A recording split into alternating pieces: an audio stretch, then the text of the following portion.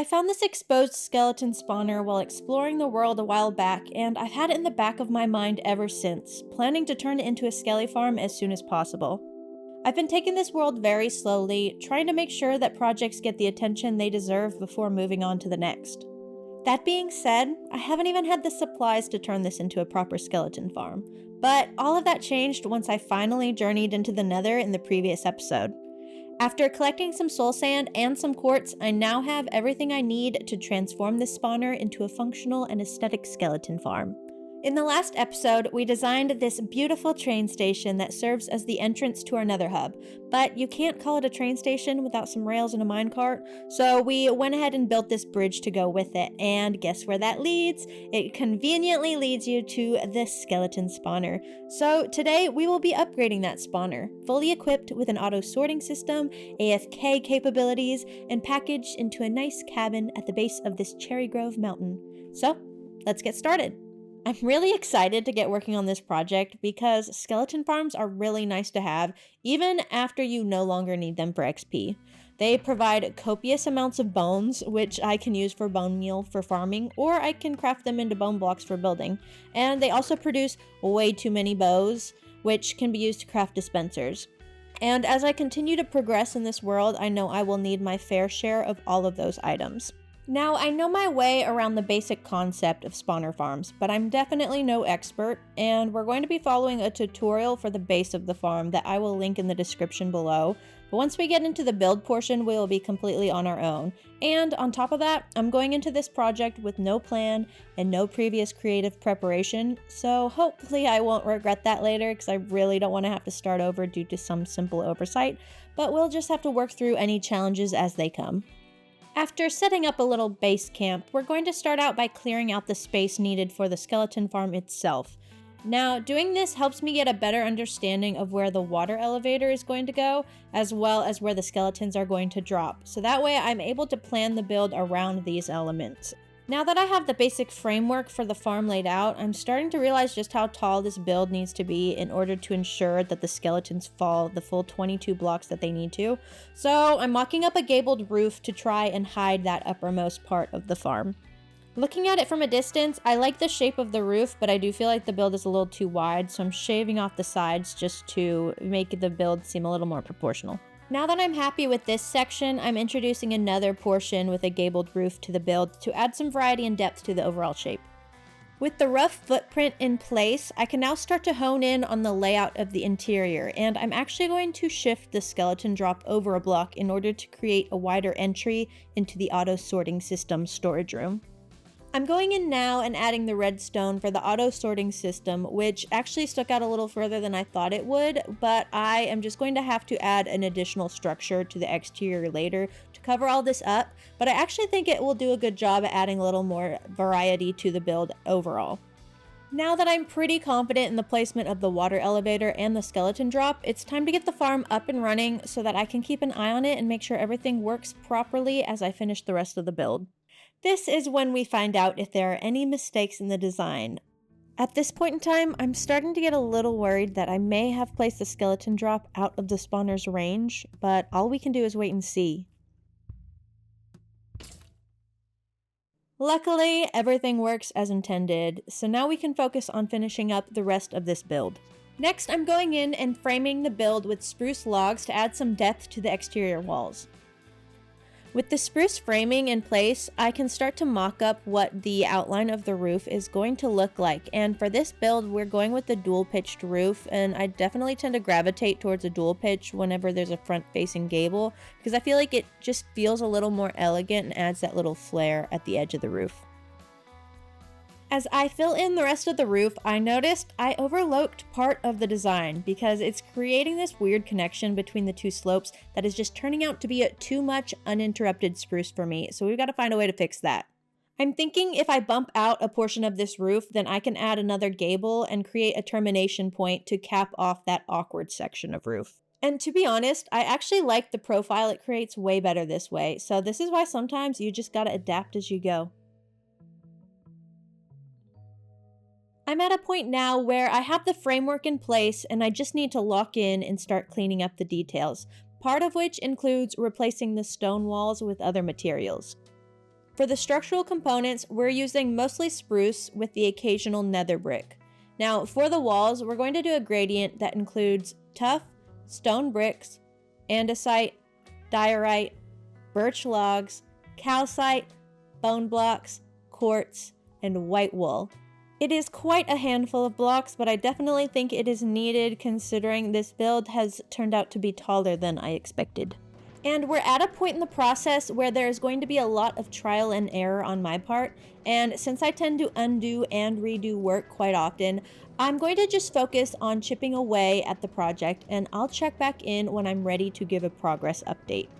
So the build itself on the exterior is mostly complete. There are a couple of little things we need to add, but I like the shape, I like the overall aesthetic, I like the color palette, and I like just the way it fits within this space, because especially from a distance, this looks very proportional in relation to the mountain. I'll go ahead and show you.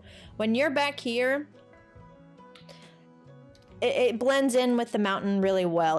And I feel like if it were just this lower height, it would feel a little too short in comparison to both the mountain and the bridge. So I like the scale that it ended up being, even though it ended up being taller than I thought it would. Pretty happy overall with what it's looking like. Now let's take a look at the front here. We've got some windows going into this main room, and we've got a single window up there. Now over here, I feel like this needs to be filled out somehow. Something needs to break up this uninterrupted space. I tried adding vines, I tried adding leaves, I didn't like any of them, so I think that I'm going to try adding campfires.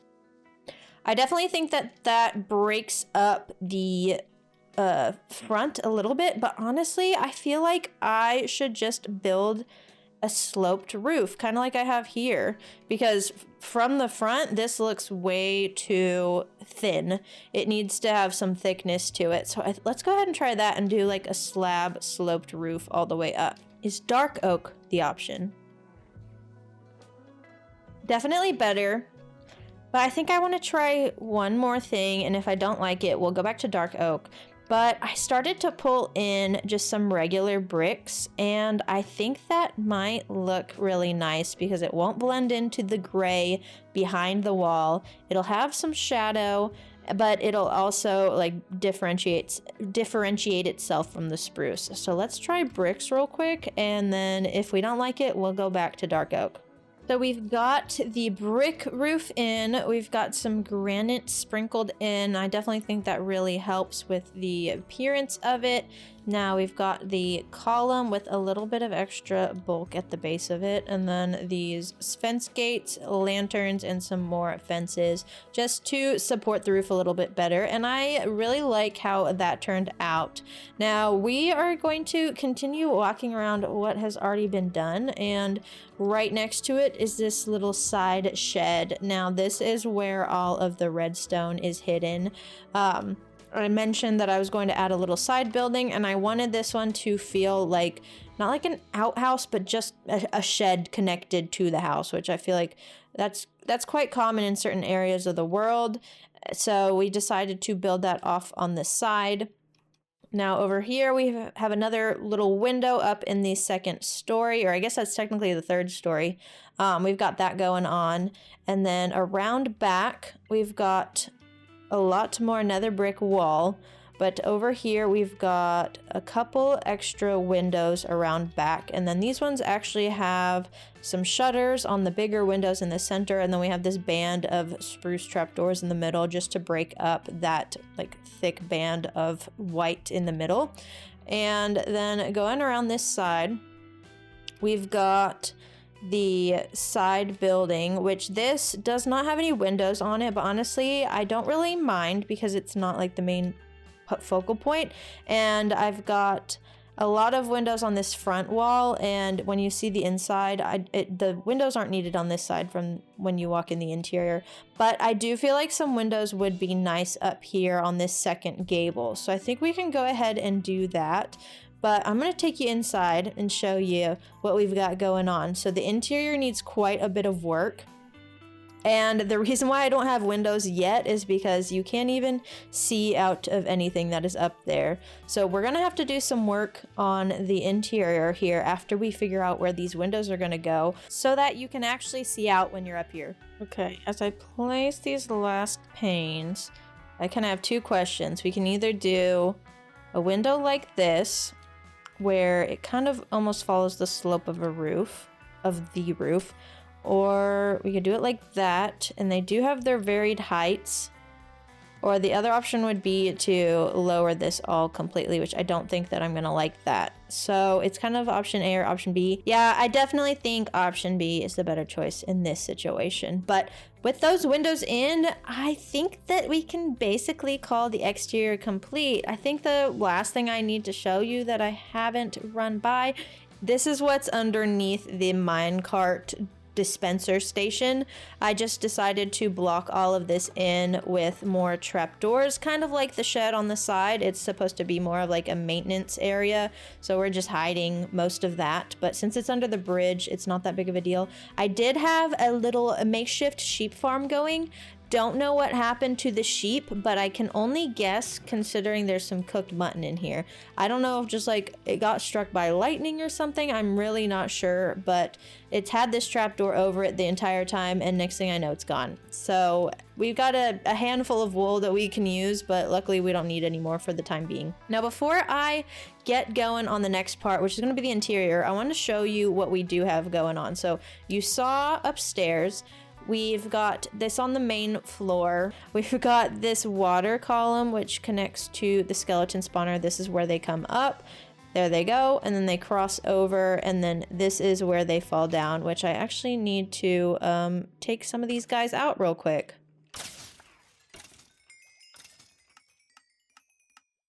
So this is where the skeletons drop down, and I actually have a button back here that I can use to light the campfire, so that way when they do fall, if I'm not here to take care of them, the fire will do the job for me. That way we're just not having too many mobs in one chunk at a time. Now in here, also backing up, I made this look like a fireplace, which I think is really cute. So I'm excited to decorate this portion because we're gonna make it a little homey with this fireplace going on. Now this is the front door, and then we've got these double windows, and this is where I had said it didn't really matter if I put windows on the outside because you're not gonna really see from in here anyways. And if I decide to come back in and add some later, I will, but I think it can go either way and it's no big deal. And here we'll make this like a little living room area, and then back here is where the auto sorting system is. So we've got plenty of bones, we've got plenty of arrows, and then we've got plenty of armor, tools, I guess not even tools, just armor, and then we've got a lot of bows, which I have been combining just to reduce the amount of space they take up in this storage system. But do know that most of these are like a combination of 6 or 7 bows that I've just put together so that they were more durable and didn't take up as much room. Back here is nothing. This is kind of where you can see into that shed area and the redstone area. I don't plan on sending anybody back there. And then over this way is a very tight and cozy enchanting setup, but it has all 15 bookshelves, and you can see we've got the glass showing into the skeleton lift-off chamber on multiple sides. Now, this is the base of the stairs, and we got the drop area there. If you go down this way, this is the basement area, and I actually decided to connect this to a light switch, which I'm actually going to turn on because I don't want to make you guys listen to the sound of skeletons on fire for the rest of the video. But this is the actual spawner area, and I did end up decorating the interior. I really like this block palette. I wanted to incorporate the nether bricks because when you get the chiseled variant, they have a skeleton face on them, or I guess it's technically a wither skeleton, but who cares? It's a skeleton. So this is the area for the spawner, and then yeah, it's just connected to a light switch, so I can turn this off if I don't want it running, which is really nice. And then yeah, we just got this down here, which I need to do some decoration in, but it'll probably be pretty simple. It'll be just like a storage room. And then, yeah, that's most of the interior. So I'm going to get going on working on the interior, and I think we can kind of work on it together. I don't think it needs to be super ornate. It's just going to be kind of like starter base style, starter home. And I think it'll be really cute and cozy, especially with the colors, with the brick and the warm tones. And we're just going to work through it as we go.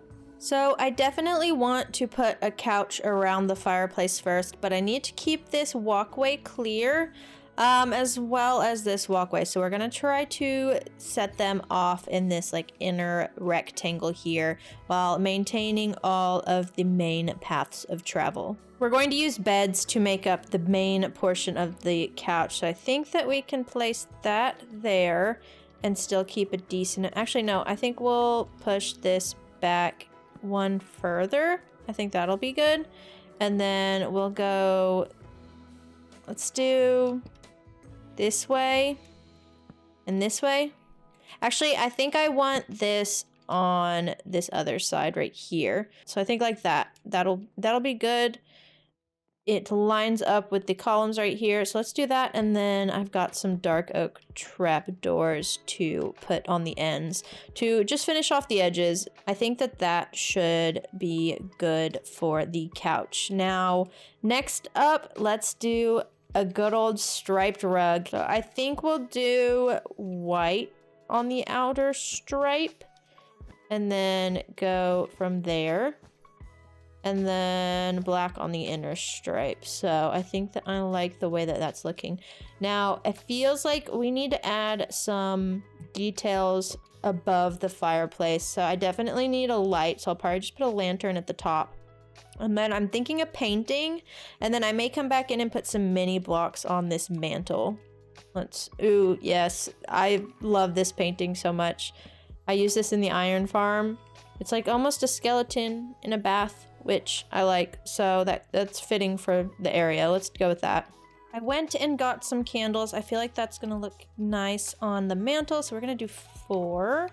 And then we're gonna do a little mini bone block for this side. Now I think I'm gonna have to scaffold back up, but we will, nope. I'm trying to, I want it to be like with the other side this way. Can I not do that? I guess that's not an option. But we'll go with a bone block. And then we got some candles. I need to light those. So let's go ahead and light them. Now, I think that'll be a good start. I would love to eventually have a skeleton skull there. That definitely looks quite plain from this angle. I wish you could see the circle of the bone block on this side. But yeah, eventually we'll go into like a ancient city and get a skeleton skull. Put that there, and then we'll replace the bone block with that. I don't really want to put anything on this wall because I don't want to block the window, but I think like centered on the door, we can do like a grandfather clock here. So let's try that. So we've got a barrel and a bell, and then we'll do just a spruce plank up here with chains to connect the bell, and then we're gonna do some spruce trapdoors around here. I definitely got this design from Pinterest like many years ago. I say many years ago, it's probably like a year ago, but I use it all the time, and I definitely like to throw these in when I have like this small space that can use some vertical decoration. I need to add the clock up here, so I'm gonna go grab that and then put that on. Now with the clock in place, I think next we need to focus on getting some more light in here because it is starting to feel very dark. I have got some spruce fences and some lanterns, and I think that I want to center on the fireplace and then center here. So it's gonna go about there. And I think we'll drop down and do a light feature. We'll do all 4 sides here, and then we'll do one more in the center. So let's break this and then do these 5 lanterns and see how that looks. And that definitely adds some much needed light, and I think it's a good height from both this upper level and the lower level. I grabbed some barrels because I feel like it would be nice to have a storage credenza back here. So I'm gonna do that. I'll match the width of the couch. And then I think it would be nice to have a little shelf above. So let's go ahead and throw that in. So looking at this, I don't really like the amethyst in this room. It just seems very out of place with this color. So we're gonna take that off. And I think it looks fine with just this. I actually think it looks a lot better without the amethyst because with these shaders, it was giving it a weird purple glow and it looks a lot better without. I feel like we need something up here. So I was kind of thinking if I went ahead and did some shelves, that might be nice because then I can put a lantern up here and start to brighten this area up because it is quite dark as well. And then we'll go in and do some bookshelves, I think that'll be nice. Actually, I think since I can reach this from here, I'm going to put that bookshelf on this upper shelf and we'll put an anvil there so that I can use the anvil since I can actually reach that one and I can't really reach the top. So we just pop you here and then we'll call you good. So I think that does it for this first living room area. So next, I think we're gonna go this way. And I don't really want to put any furniture here because it's pretty narrow anyways. I don't want to block the walkway, but I think a painting would be nice. Let me see if I've got stuff to like block this in. So we've got 1, 2, 3. I think a 4 wide painting would be good. Yes. Okay.